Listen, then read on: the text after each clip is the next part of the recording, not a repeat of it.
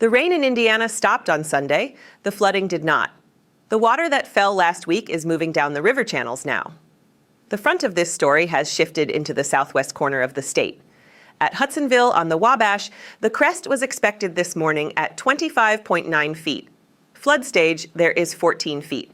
At Vincennes, the river is still sitting low. Monday morning, it stood at 12.9 feet. The National Weather Service in Indianapolis forecasts the Wabash to cross flood stage there early Wednesday morning and keep rising through Sunday. 7 people have died in the state. That figure is confirmed by the Indiana Department of Homeland Security. Over the past week, more than 10 inches of rain fell in a band across the state. It ran from northwest Indiana through the eastern counties down to the southeast. Along the middle Wabash, it was 4 to 6 inches. Near Covington at the Illinois line, it was more than that. And tonight, another round of rain moves in on ground that can no longer take it. Let's work down the river gauges from north to south. That shows where the water has already been and where it is still coming. Lafayette passed its crest back on Sunday. The river there is falling, although the flood warning is still in effect. That is the north end of the route, and for those towns, the worst is behind them. At Covington, the crest came through Monday evening at 25.2 feet against a flood stage of 16 feet. Monday afternoon, the river was sitting at 25 feet. The Weather Service spelled out what floods there. Water backs up into Mud Run and closes county roads northwest of town. North Sand Hill Road floods from Mallory Branch. Mud Creek spreads out across County Road 260 North and across Sand Hill Road itself. Wildcat Creek near Lafayette has its own separate warning. Minor flooding is expected there, and that warning runs until early Thursday morning. Hudsonville was taking its crest this morning. The river there does not fall back below flood stage until Monday, August 24th. Downstream at Montezuma, the flood warning is also in effect. The river there has passed its high point and is coming down slowly. For Vincennes, the Weather Service described the impacts separately. At 21 feet, extensive agricultural flooding begins on land not protected by levees. In Lawrence County, Illinois, River Road floods from the Lincoln Memorial Bridge to the east edge of Billet. The crest reaches Riverton this weekend. Flood warnings are posted along the whole length of the Wabash, from Lafayette down to Vincennes, including the old power plant site at Hudsonville. Terre Haute is the largest city in the path of this crest, and there the peak is still ahead. At 11:30 Monday morning, the river stood at 22.2 feet. Flood stage at that gauge is 16.5 feet. The water is already almost 6 feet above normal. The crest arrives Thursday morning at 24.7 feet. The Wabash there does not drop below flood stage until August 25th. That is another full week of living with high water. Terre Haute Mayor Brandon Sackbun said the city is continuing to evaluate its stormwater structures and drainage conditions. The city administration has issued a flooding preparedness advisory. There is a caution in the city's statement worth hearing. A forecast is a prediction, not a guarantee. River levels change when new rain falls, and local conditions may turn out worse than the numbers say. The city addressed anyone living in low-lying areas near the river, along creeks and drainage areas, or in places that have flooded before. The request is to prepare for changing conditions. The first signs were visible on Sunday. A photograph from Fairbanks Park, taken around 10:30 in the morning, shows early flooding after several days of rain. That was 4 days ahead of the forecast crest. The city warned separately about localized flooding that can start even when the river forecast has not changed.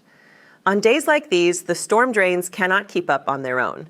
If your river is still rising, subscribe to the channel. We will bring you gauge updates every day until this water is gone. The next round of rain is arriving on ground that cannot absorb anything more.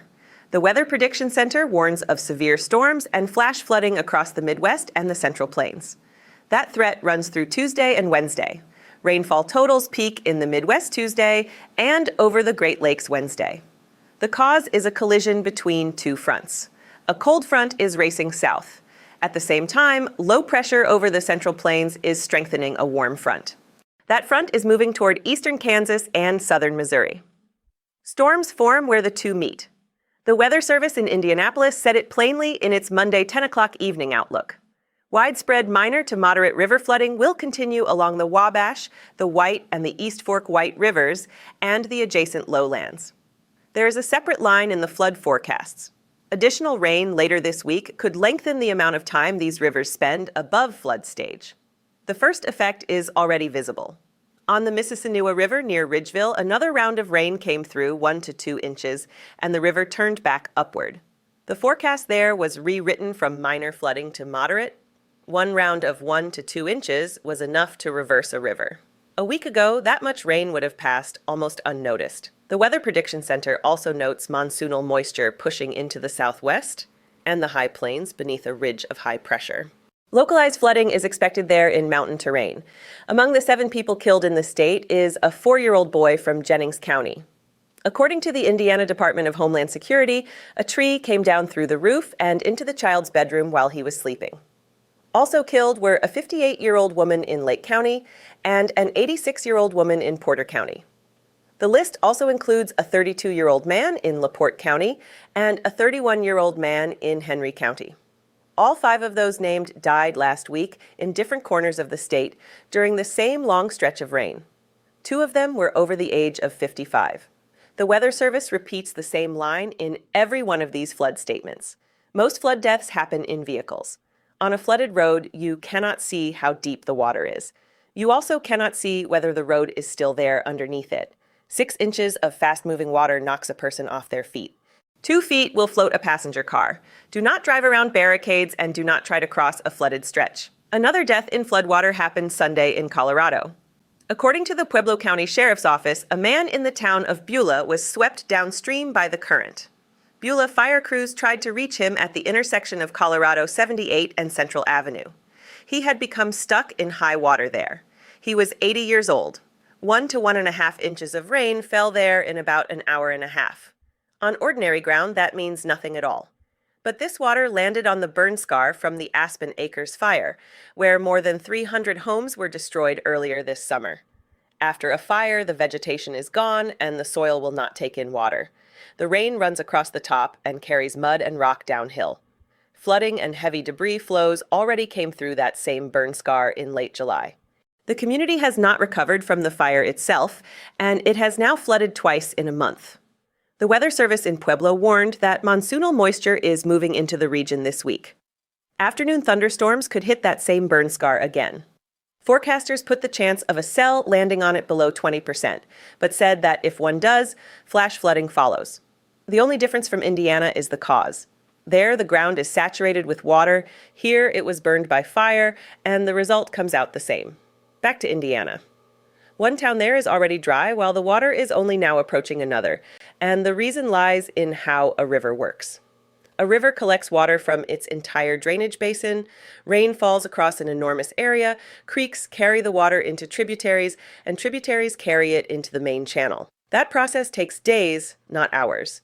Then, the wave of water travels downstream at its own speed. It passes through each community in turn. On the Wabash, the crest passed Lafayette on Sunday and Covington Monday evening. It reaches Terre Haute by Thursday and Riverton over the weekend. From that comes a rule worth remembering. If you live downstream and your river is still calm, you have time. The crest arrives in days, not hours. This is one of the rare natural disasters where you can prepare without rushing. Move belongings up, relocate the car, get documents and medications out. There is a flip side to that rule. Flooding on a big river lasts a week or more, not a day. High water stands at Terre Haute until August 25th and at Hudsonville until the 24th. All that time, the low roads stay closed and the basements stay full. Flood stage comes up constantly in these statements, and it is worth explaining what that number actually is. Flood stage is not the height of the river above its bed. It is the mark at which water starts coming over the bank and causing problems for people. Every gauge has its own mark, calculated from the ground around it. At Terre Haute, it is 16.5 feet, at Covington 16, at Hudsonville 14. The Weather Service then sorts flooding into 3 levels: minor, moderate, and major. Minor means flooded lowlands and a few roads. Moderate means homes and the evacuation of some residents. Major means widespread inundation of communities. On the Wabash right now, this is moderate flooding. As of Monday morning, no river in the state was in major flood. So the crest number on its own tells you very little. 25 feet at Hudsonville and 25 feet at Covington are 2 different events. The flood stage marks there are 2 feet apart. In Indianapolis, where the worst of it hit a week ago, the water is leaving. The White River crested early Sunday morning and began to fall. The City Department of Public Works reopened the floodgates. At Martinsville in Morgan County, the river crested Monday morning. Indianapolis Mayor Joe Hogsett called it the worst flooding the city has seen in more than 30 years.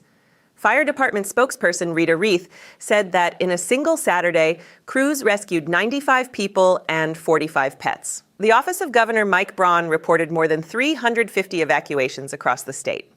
Among them was a mobile home community for seniors north of Indianapolis. Terry Stigdon, who heads the Red Cross in Indiana, said 200 people were in shelters Saturday night. At the peak, about 300,000 customers were without power. By Sunday, that number had fallen to roughly 130,000. Most of that water came down the White River, along the stretch from Muncie through Anderson and Noblesville into Indianapolis. It is retreating northward now, and the warnings there are being lifted one after another. Coming home is still dangerous. City crews are asking people not to enter basements until the power is shut off. Heating equipment that has been sitting in water should not be started without an inspection. In Owen County, the assessment is more restrained. Jack White, who directs emergency management there, said that under current projections, the flooding amounts to a nuisance. In his words, most of the people it will affect are used to this. Their homes are affected in the same way 2 or 3 times a year. As he put it, it is not good for them, but it is not a huge deal. At Spencer on the White River, the crest was expected this evening at 21.7 feet. Flood stage there is 14 feet.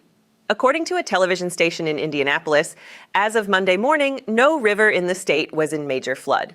In one county, people are gutting a flooded house, and in the next county over, they are waiting out a routine seasonal rise. Both situations are real, and we report both. It started with a line of thunderstorms that crossed the state last Tuesday. That is when the tree came down through the roof of the house in Jennings County. The rain did not let up for several days after that. By the end of the week, the Weather Service had counted more than 10 inches of rainfall. That band ran from the northwest of the state through the east down to the southeast. That is about what Indiana normally gets in 2 months. Friday and Saturday, the water reached the White River. On Saturday, the Indianapolis Fire Department was pulling people out of flooded neighborhoods. That same Saturday, the president approved federal assistance at the governor's request. Early Sunday morning, the White River crested in Indianapolis. That same day, the Wabash crest passed Lafayette. Monday evening, it reached Covington. Today is Tuesday, and the front of this story is standing in the southwest corner of the state. The water has moved onto the fields, and for Indiana, that is a loss of its own. The Weather Service statement for Vincennes spells out what happens at 21 feet.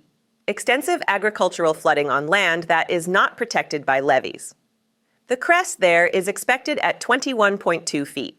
The picture is similar at Martinsville on the White River. According to a local television station, water is moving onto many crop fields west of town and onto the Little League baseball diamonds.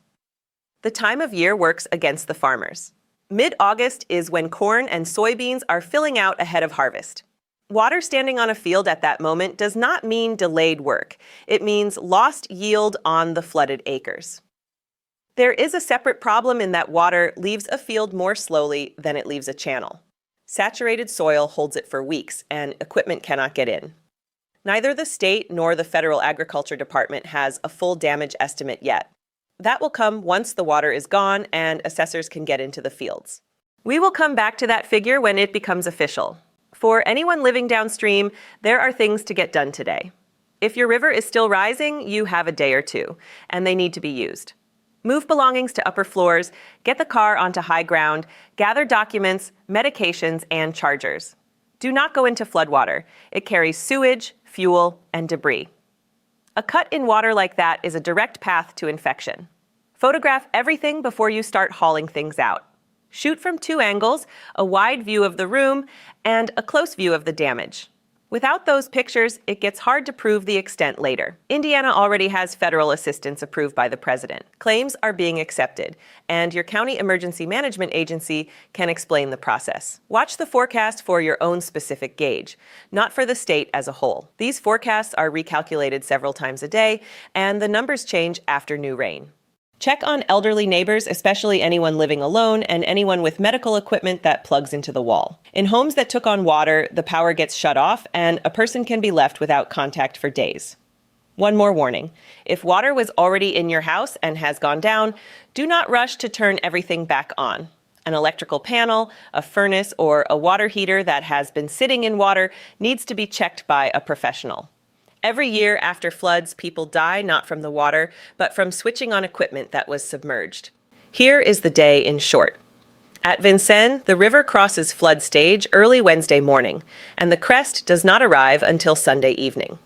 At Terre Haute, the crest comes Thursday morning, and the Wabash there stays above flood stage until August 25th. The crest reaches Riverton over the weekend. New rain. Tuesday and Wednesday could extend this flooding because the ground is saturated and has nothing left to absorb. If your river is still rising, you have a day or two in hand. Stay off flooded roads because most flood deaths happen in vehicles. Today, in Terre Haute and in Vincennes, people will be moving things higher and watching the river. The crest reaches them Thursday and Sunday, and that is the one piece of good news in this story. They have time. Thank you to the crews who were pulling people out of the water in Indianapolis on Saturday. 95 people and 45 animals in a single day. And to the people keeping shelters open for those who have not been able to go home.